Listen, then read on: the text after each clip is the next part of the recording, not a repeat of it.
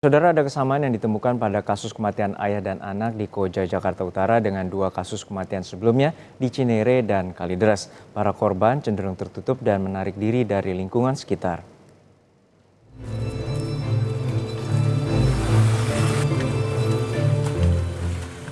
Bukan pertama kali kasus satu keluarga tewas menyendiri kembali terjadi. Kali ini menimpa ayah dan anak di Koja, Jakarta Utara. Yang lebih mencengangkan saat dua jasad ditemukan di dalam rumah, istri dan anak korban yang lain juga berada di dalam rumah dalam keadaan hidup. Kasus ini mengingatkan kita pada penemuan jasad ibu dan anak di Cinere, Depok, September 2023 lalu. Warga menemukan jenazah ibu dan anak tewas di kamar mandi dan sudah menjadi kerangka. Tidak ada yang mengetahui pasti kapan ibu dan anak ini tewas, karena keduanya dikenal sangat tertutup di lingkungan perumahan. Bahkan, kedua korban diketahui bertemu dengan keluarga intinya terakhir kali 12 tahun lalu. Hasil otopsi dan olah TKP tidak ditemukan tanda-tanda kekerasan hingga zat berbahaya di dalam jasad kedua ibu dan anak.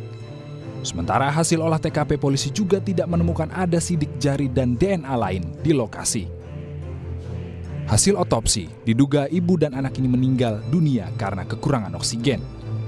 Sementara hasil pemeriksaan psikologi forensik, polisi menemukan ada dugaan perubahan perilaku kepada korban yang mengarah kepada depresi dan frustasi.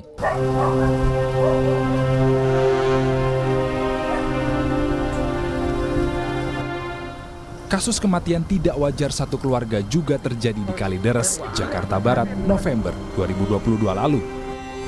4 orang jasad yang merupakan satu keluarga ditemukan tewas, mengering di dalam rumah. Dari hasil pemeriksaan polisi, keempat korban meninggal dunia dalam waktu yang berbeda. Tidak ditemukan tanda kekerasan dalam tubuh korban. Dan polisi menutup kasus ini karena tidak ditemukannya unsur pidana. Hasil kesimpulan polisi, keempat korban meninggal secara wajar dalam kondisi tidak wajar.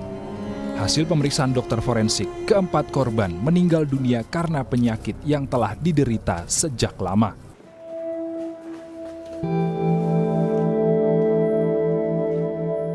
Polisi mengungkap adanya kesamaan dari kasus kematian ibu dan anak di Depok dengan kematian satu keluarga di Kalideres, November 2022 lalu.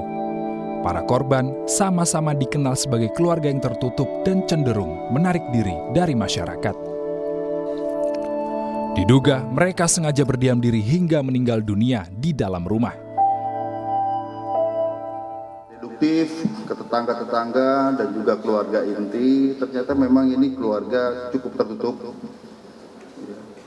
Kemudian juga dengan keluarga inti ini terakhir bertemu pada saat tahun 2011, adiknya dan sebagainya. Dan terakhir berkomunikasi hanya bertentang berapa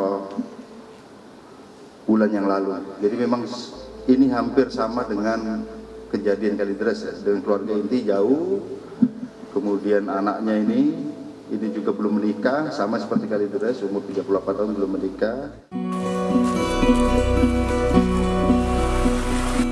Kriminolog Universitas Indonesia Adrianus Meliala melihat ada pola sejenis dalam kasus penemuan jasad ayah dan anak di Koja dengan kasus penemuan jasad keluarga di Cinere dan Kalideres. Kehidupan individualis yang kini berkembang di masyarakat membuat banyak orang merasa tidak perlu bersosialisasi dengan lingkungan meskipun dalam kesulitan. Menarik diri dari lingkungan dengan sengaja menjadi gaya hidup baru di tengah masyarakat saat ini.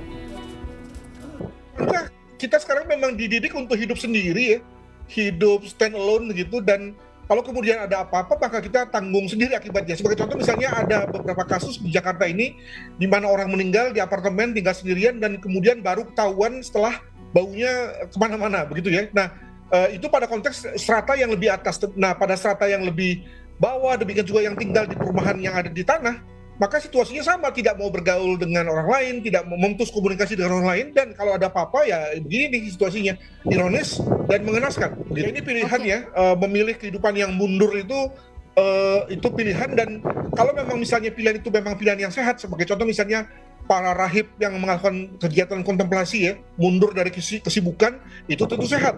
Tapi kalau mundurnya itu adalah karena ada semacam gaya hidup, demikian juga karena kemiskinan misalnya, atau karena ada semacam trauma sosial yang dialami, tentu itu nggak sehat. Dan sekali lagi, hidup ini nggak selamanya sehat, nggak selamanya kita senang, dan satu kali ketika ada masalah, maka kita tidak bisa mendapatkan support system dari mana-mana. Kehidupan individualis yang kini berkembang di masyarakat membuat banyak orang merasa tidak perlu bersosialisasi dengan lingkungan, meskipun di dalam kesulitan. Tidak adanya dukungan dari orang terdekat membuat seseorang menjadi rentan terkena gangguan mental yang bisa membahayakan jiwa. Tim Liputan, Kompas TV.